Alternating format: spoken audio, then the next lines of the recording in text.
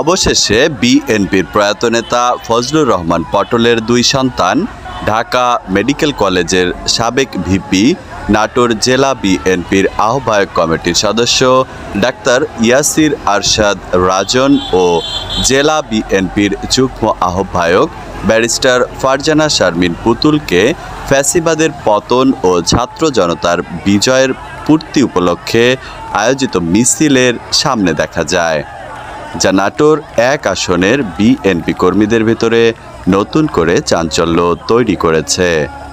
আজ মঙ্গলবার বিকেলে নাটোরের লালপুর বাজারের সেই বিজয় র্যালিতে বিপুল নেতাকর্মীদের স্লোগান দিতে দেখা যায়।